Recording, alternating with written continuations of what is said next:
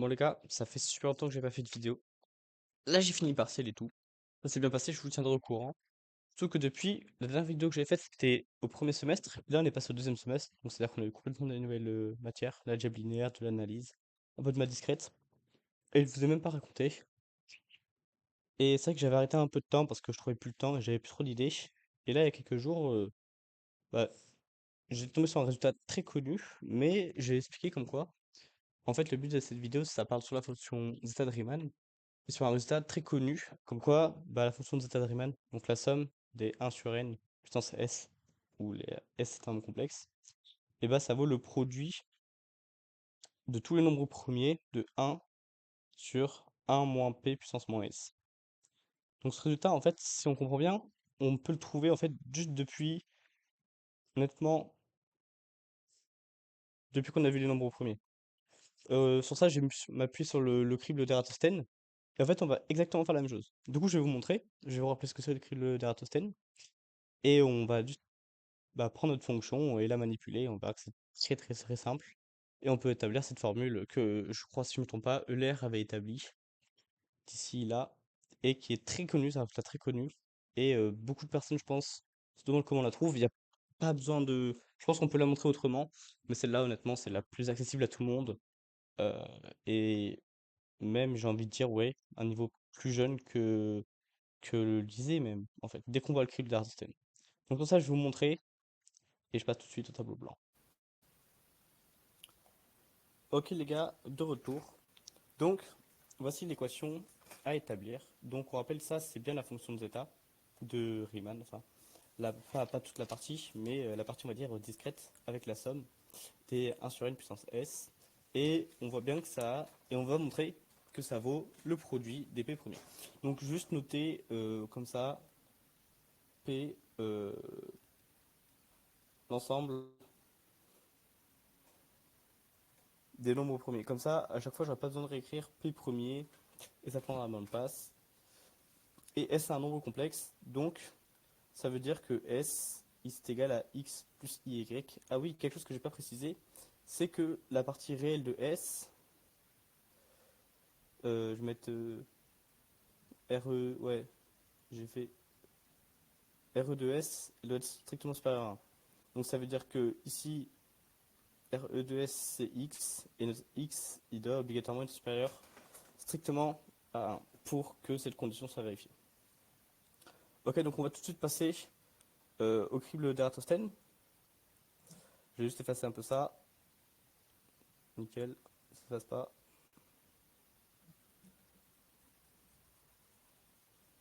Ah super, je vois pas ce que je fais. Hop là, je fais un peu de place. Donc je pense que vous savez très bien ce que c'est le crible d'Eratosthène. C'est, on va dire, la méthode la plus intuitive pour chercher ce que c'est un nombre premier. On rappelle qu'un nombre premier, il a que deux diviseurs, strictement deux. C'est pas, par exemple, 1, c'est pour ça que c'est pas un nombre premier, parce qu'il a que un diviseur.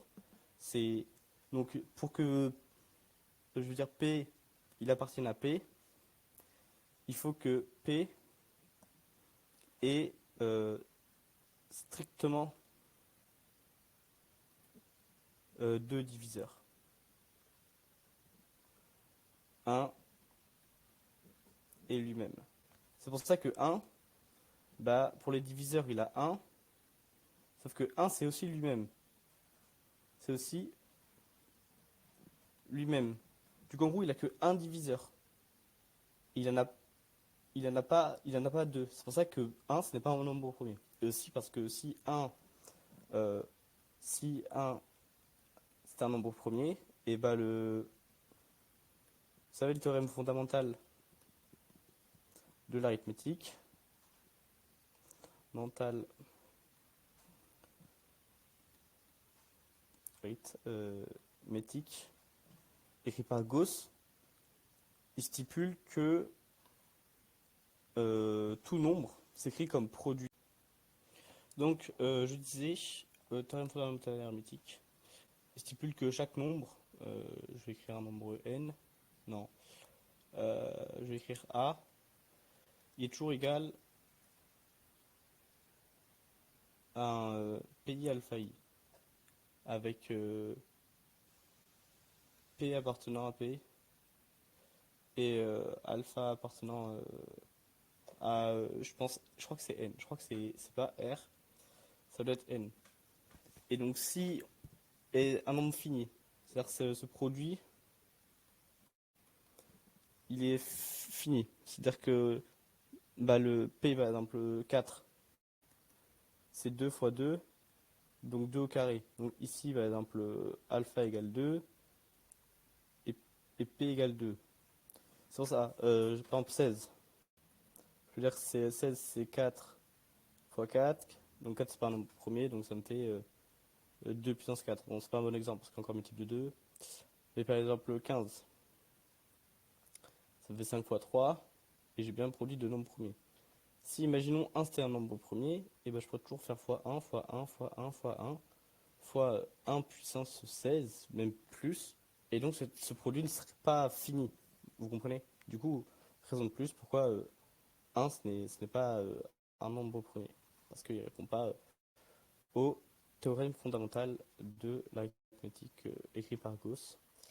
Et c'est pour ça aussi qu'on étudie les nombres premiers, ils sont aussi intéressants. Et cette fonction zeta de Riemann est liée avec comment trouver une fonction qui trouve oula, les nombres premiers. Donc on rappelle le cube d'Eratosthène. Donc le cube d'Eratosthène, on va écrire comme ça. Donc je peux partir de 1, je vais partir de 2. Donc 2, 3, 4, 5, 6, 7, 8, 9, 10, bon, tous les entiers. Et donc quand j'entoure, c'est-à-dire ce nombre premier. Ensuite, je vais barrer tous les multiples de 2. Donc 2, 2, 2, 2. Donc celui-là, il n'y est plus, celui-là non plus, celui-là non plus. Prochain, donc lui c'est un nombre premier. Et donc 1, 2, 3, donc je barre lui. 1, 2, 3, je barre lui, et ainsi de suite. Et j'ai barré lui. Non, celui-là j'ai fait une erreur. 1, 2, 3. Non, je devais barrer le 6, pardon. Et le 7, c'est pour ça que c'est un nombre premier. Le 7, je ne l'ai pas barré. Ok. Ensuite, lui. Donc là, je barre tous les multiples de 5, donc les 10, les 15, 20, 25. Ensuite, bah, 7, je barre tous les multiples de 7. Et ainsi de suite, et ainsi de suite. Bon, et vous avez compris la suite pour les nombres. Donc, je prends mes entiers un par un. Si chaque point représente un entier, je prends mes entiers un par un. Si je l'entoure, c'est un nombre premier, je vais tuer un multiple, et ainsi de suite. Et j'obtiens ainsi le cube d'Eratosthène qui me donne tous les nombres premiers. Et bien on va faire pareil avec notre fonction. Donc on part de notre fonction zeta de s qui est égal à... Donc je vais mettre tous les entiers naturels, donc des 1 sur s. Donc il vaut bien 1 plus 1 sur 2 puissance s, plus 1 sur 3 puissance s, plus 1 sur 4 puissance s, plus etc. Et là l'idée, c'est que je vais factoriser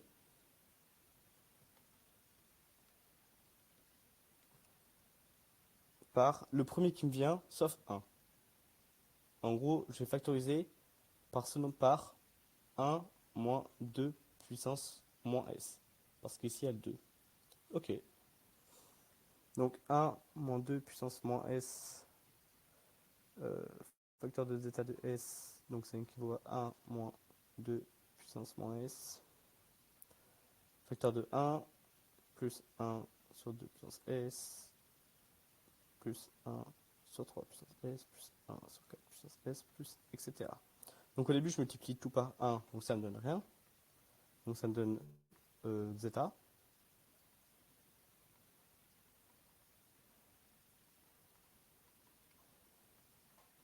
Et ensuite, le moins, je vais déjà le mettre là. Et ici, du coup, j'aurai d'abord 1 sur 2 puissance s. On est d'accord. Quand je fais ça, ça me donne bien ça. Après, je vais faire celui-là. Donc, plus 1 sur 4 puissance s, plus 1 sur 6 puissance s, plus... Et ainsi, j'ouvre la parenthèse. Et il me sort que j'ai plus du tout tous les multiples de 2. Parce qu'ils se compensent entre eux. Le 2 là, il va simplifier avec lui. Ensuite, il y avait le 4 ici, il va simplifier avec lui. Après, il y a 4, 5 et le 6, il va simplifier avec lui. Et il me reste tout sauf les multiples de 2. On est d'accord. Enfin, prenez le temps de refaire vous-même, mais là, il me reste bien tout sauf les multiples de 2. Parce que quand je développe, du coup, je supprime 1 sur 2. Enfin, chaque caractère, tous les 1 sur 2. Et c'est exactement le même principe que le cri d'Eratosthène. C'est-à-dire que je factorise par 2 au début, et je barre tout ce qui multiplie par 2. Parce qu'ils vont simplifier par la... Ok, bon bah là, vous avez compris le principe. Cette fois, bah du coup, il me reste quoi? Après la factorisation, il me reste donc tout sauf les multiples de 2. Donc 1 plus 1 sur 3 puissance s. Donc 4, c'est un multiple de 2, donc plus 1 sur 5 puissance s. 7 puissance s sur 9 puissance s plus ta ta ta ta. Et après, pareil, une fois que j'ai varié le s, je prends le prochain. Ici, c'est 3. Donc je vais factoriser par 1 moins 3 puissance moins s. Donc ça me fait 1 moins 3 puissance moins s par rapport à ce que j'ai déjà factorisé. Donc 1 moins 2 puissance moins s, zeta de s. Et donc ça me donnera 1 moins 3 puissance moins s, facteur, donc tout ce qui reste au-dessus. 1 plus 1 sur 3 puissance s plus 1 sur 5 puissance s plus 1 sur 7 puissance s plus... Et le reste. Ok, bah quand au début je multiplie par 1, ça bouge pas. 1 plus 1 sur 3 puissance s plus 1 sur 5 puissance s. Et après, pareil, j'aurai le moins de celui-là. Donc au début, pareil, donc ça me fait 1 sur 3 puissance s. Après, ici, ça va me faire 3 fois 3, donc 9, plus 1 sur 9 puissance s. Ensuite, 3 fois 15, 3 fois 5, 15, donc 1 plus 15 puissance s, plus tous les multiples de 3 en fait. Et après, j'ouvre la parenthèse, bah celui-là, il va se compenser avec celui-là. Après, j'ai le 1, 2, 3, 4, 5, 9, celui-là. Et en fait, ainsi, tous les multiples de 3 disparaissent. Ok. Et vous avez compris le processus après. Une fois que les multiples de 3 ils ont disparu, bah, on prend le prochain. Voilà, on va écrire ce qui nous reste. Si je pourrais aller un peu plus vite, ça m'arrangerait. Ok. Donc il me reste tout sauf les multiples de 3. Donc on va se réécrire ça. Bon, je laisse en bas. Donc, et les multiples de 2. Donc 1 plus... Après on a 2. Non. 3. Non. 4. 5. 1 sur 5 puissance s. Plus, après 6, c'est un multiple de 2. 7, c'est un bon. C'est un nombre premier dans tous les cas. Après, on a donc 8 non, 9 non, 10 non. 10 non, mais c'est un multiple de 2. Et après, 11. Plus ta ta ta. Pareil, on va factoriser par 1 moins 5 puissance. Donc à la fin, il va me rester que les nombres premiers. C'est-à-dire que bah, je vais factoriser par un nombre premier. Donc je vais l'appeler P. 1 moins P puissance moins S. Ce que j'avais factorisé avant. C'est une erreur, je vais mettre 1 moins P moins 1. Donc c'est-à-dire que le nombre premier avant celui-là, moins S. Et ici, bah, pareil, 1 moins P puissance moins 2. Pareil, c'est pas moins 2 parce que c'est pas parce qu'on enlève moins 2 au nombre premier qu'on tombe sur le nombre premier, c'est pour dire avant. Ainsi de suite. Zeta de S égale à au reste des nombres premiers.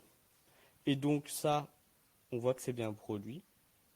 Et donc on a bien que les produits, bah, il reste que les nombres premiers.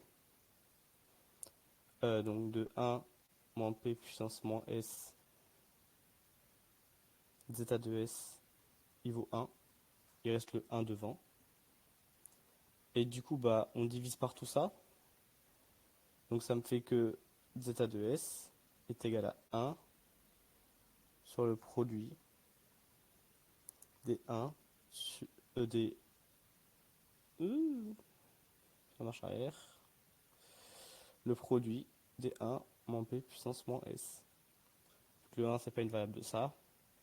Ça nous donne bien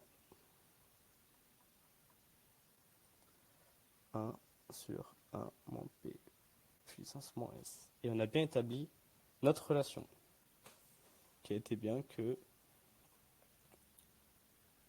la somme de n égale à 1 plus infini. Il faut savoir que c'est bien tous les nombres premiers. C'est-à-dire que les nombres premiers sont répartis par des points et on les chope tous. On les prend tous. Ok D1 sur n à la puissance s. Prochain de couleur est égal. Donc, je peux marquer p premier à l'infini t1 sur 1 moins p puissance moins s. Et c'est bien. Grâce, on va dire, au même principe que du crible d'Eratosthène, même si cette fois, on passe par l'inverse avec le moins s. Et du coup, quand on remultiplie, bah, dans tous les cas, quand on va multiplier, ça ne sera pas en multipliant les chiffres dessous, on multiplie le dénominateur.